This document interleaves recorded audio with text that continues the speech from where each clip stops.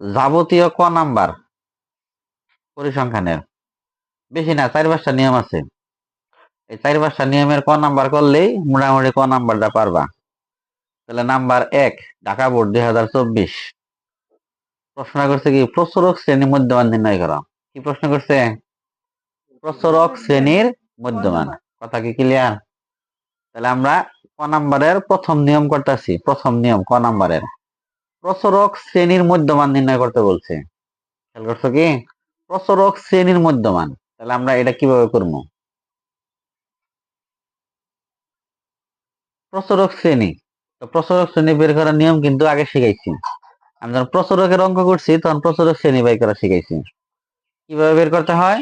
গণসংখ্যা সর্বাধিক, সর্বাধিক মানে কি সবচেয়ে বেশি, গণসংখ্যা সবচেয়ে বেশি যে জায়গায় আছে, এখানে আছে 20 বার সবচেয়ে বেশি 20।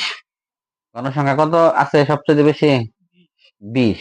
তাহলে তাই লিখছি, যেখানে গণসংখ্যা সর্বাধিক 20 বার আছে। এখন 20 বার কোন শ্রেণীতে আছে এটা তোমার আগে দেখতে হবে। 20 বার মানে গণসংখ্যা যারা বেশি 20, এটা কোন শ্রেণীতে আছে? কি খেয়াল করছো কি? এটা কোন শ্রেণীতে আছে আমরা একটু দেখি কোন শ্রেণীতে আছে। এই যে, এই যে 20, 51 থেকে কত? 60, 51 থেকে কত? 60। তাহলে সবচেয়ে বেশি আছে 20 গণসংখ্যা, আর 20টা আছে কোথায়? 51 থেকে 60 শ্রেণীতে। কথা কি বুঝছো না বুঝো নাই? তাহলে 51 থেকে 60 শ্রেণী, তাই লিখছি যে 51 থেকে 60 শ্রেণীতে আছে গণসংখ্যা সর্বাধিক 20। সুতরাং প্রচুরক শ্রেণী হলো 51 থেকে কত? 60। কথা ক্লিয়ার? তাহলে প্রচুরক শ্রেণী কিভাবে বাইর করে বুঝছো তো না বুঝো নাই? গণসংখ্যা সবচেয়ে বেশি বার যে শ্রেণীতে থাকে ওটা হইলো কি প্রচুরক শ্রেণী।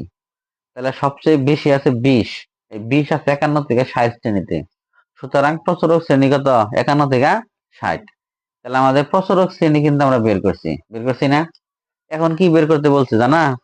বলছে প্রচুরক শ্রেণীর মধ্যমান কোনটা? প্রচুরক শ্রেণীর মধ্যমান প্রশ্ন করছে আমাদের কি প্রচুরক শ্রেণীর মধ্যমান।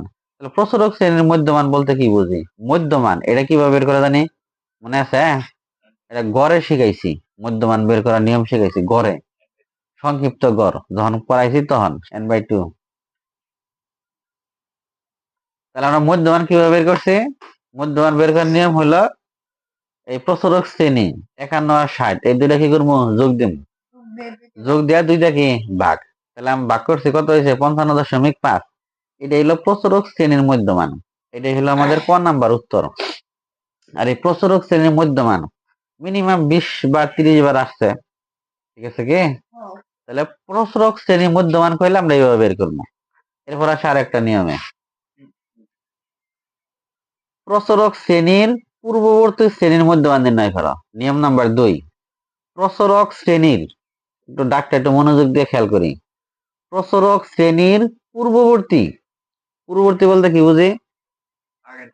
আগের, মানে প্রচুরক শ্রেণীর পূর্ববর্তী শ্রেণীর মধ্যমান নির্ণয় করতে বলছে। কি কথা ক্লিয়ার? তাহলে আমরা এটা কিভাবে করবো?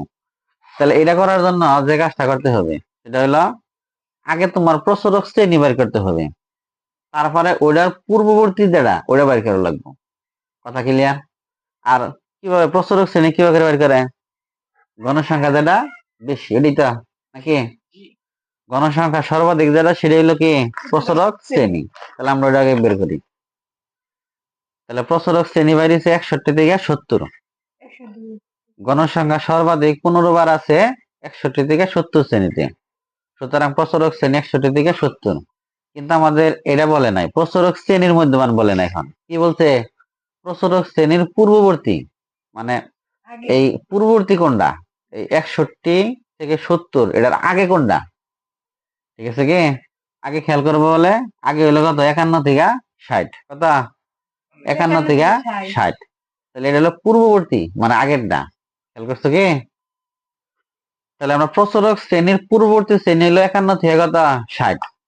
তাহলে আমাদের এই 51 থেকে 60 এটার মধ্যমান বের করতে কইছে। কথা ক্লিয়ার? তাহলে এই যে মধ্যমান 51 থেকে 60, ওইটা তো যোগ দেওয়ার লাগবে, এটা যোগ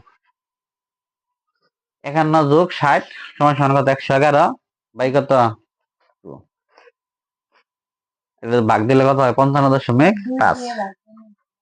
তাহলে এই হলো আমাদের প্রসারক শ্রেণীর পূর্ববর্তী শ্রেণীর মধ্যমান গেল।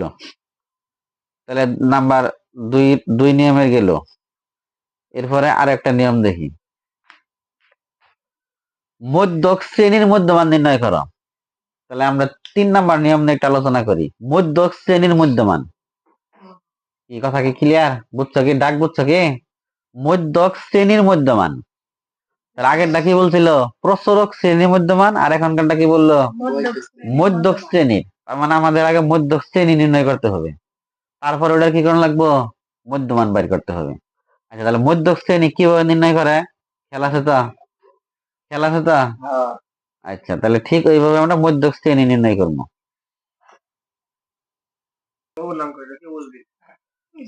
এখানে তাহলে এনের মান কত পাইছি? 50 পাইছি। 50 টাকা 2 দিয়ে ভাগ দিছি, 25 হয়েছে। 25তম পথ যার অবস্থান কত? 61 থেকে 70 শ্রেণীতে। এখন এই যে 25তম পদের যে অবস্থান 61 থেকে 70, কিভাবে বুঝলাম? এটা বুঝতে গেলে এটার একটা বক্স করতে হবে, চক্র রাখবো। 25তম পদ কোথায় আছে আমরা এটা খুঁজবো ক্রমজিত গণসংখ্যার এই ঘরে। তাহলে এই যে 4-এর মধ্যে 25 নাই, 13-এর মধ্যে নাই, 28-এর মধ্যে 25 আছে। কতর মধ্যে? 28-এর মধ্যে 25 আছে। তাহলে এই যে 25তম পদ এই 28 বরাবর শ্রেণীব্যাপ্তি কত আছে? 61 থেকে 70, তাই আছে না? তাহলে 61 থেকে 70 হইলো কি মধ্যক শ্রেণী। কথা ক্লিয়ার? বুঝছো না? বুঝছ নাই? বুঝছি। মধ্যক শ্রেণী, তাহলে মধ্যক শ্রেণী আমরা 25তম পদ। আর এই 25তম পদ কোথায় আছে? এই যে 28-এ আছে। 28-এ খেয়াল করো ভাই, 28-এ 4, 13, তারপরে কত? 28। তাহলে 28তম এইখানে আছে কি 25। তাহলে এই বরাবর শ্রেণীব্যাপ্তি কত? 61 থেকে 70। তাহলে 61 থেকে 70 হলো কি মধ্যক শ্রেণী। তার মানে এই পুরা লাইনটাই হলো কি মধ্যক শ্রেণী। ঠিক আছে? এটা ক নাম্বারের জন্য এই বক্সটা কি করে নিতে লাগবো। এই বক্স না করলে কিন্তু এই ক্রমজিত গণসংখ্যাটা কিন্তু আমরা কি খুঁজে পাম না। কথা বুঝছা?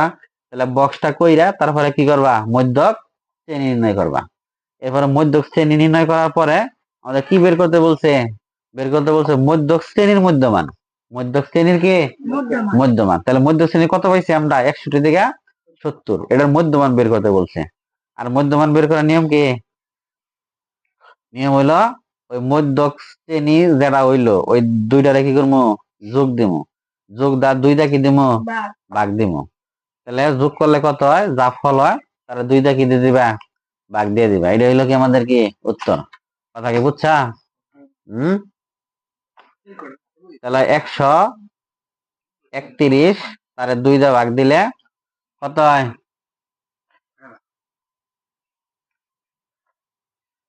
65.5। এটা হলো উত্তর।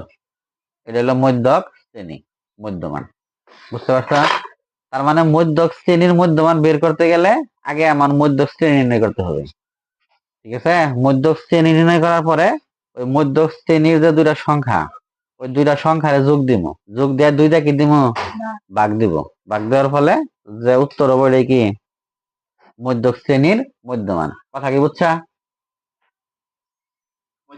মধ্যক শ্রেণীর নিম্ন সীমা নির্ণয় করো। আরেকটা নিয়ম, মধ্যক শ্রেণীর নিম্ন সীমা। খেয়াল করছো কি? তার মানে মধ্যক শ্রেণী আগে কি করতে হবে? নির্ণয় করতে হবে। এই মধ্যক শ্রেণী নির্ণয় করার পরে ওটা নিম্ন সীমা বের করা লাগবো। কি কথা কি বুঝছা? তাহলে আমরা আগে মধ্যক শ্রেণী বের করি। আর মধ্যক শ্রেণী বের করার জন্য কি করা লাগে? মধ্যক শ্রেণী একটা ছক কাটবা, গড় কাটবা। এই যে ছক করবা এরকম। শ্রেণী ব্যক্তি, শিক্ষার্থীর সংখ্যা, আর কি থাকবো? ক্রমজিত গণসংখ্যা। তাহলে এই 3টা গড় কাইটা আমরা আগে মধ্যক শ্রেণী বের করবো। খেয়াল করবা। তাহলে শ্রেণী ব্যক্তি আর শিক্ষার্থীর সংখ্যা তো দেখে দেখে লিখবা। এরপর ক্রমজিত গণসংখ্যাটা কিভাবে করতে হয় এটা আমি শিখাইছি না? তারপরে আমরা এখান থেকে আমরা মধ্যক শ্রেণী বের করবো। ঠিক আছে কি? তাহলে মধ্যক শ্রেণীটা বের করি।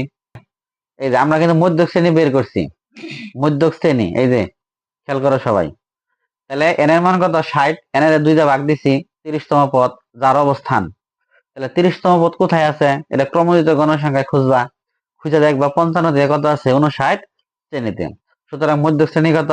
55 থেকে 59। কিন্তু বের করতে বলছে কি মধ্যক শ্রেণীর নিম্ন সীমা। আচ্ছা, মধ্যক শ্রেণীর নিম্ন সীমারা কি দিয়ে প্রকাশ করে? প্রকাশ করা হয় এল দিয়া। কি দিয়া? এল দিয়া। মনে আছে কি এল এর মান কোনটা ধরছি? এল এর মান কিন্তু ধরছি এই যে শুরুর যে সংখ্যাটা আছে, মানে ছোট যে সংখ্যা, ওটা হইলো কি এল এর মান। তার মানে মধ্যক শ্রেণীর যে নিম্ন সীমা সেটা কত এখন? 55। কত? 55। আর এইটা এল এর মান দ্বারাই বলা হয় কি মধ্যক শ্রেণীর নিম্ন সীমা। কথা ক্লিয়ার?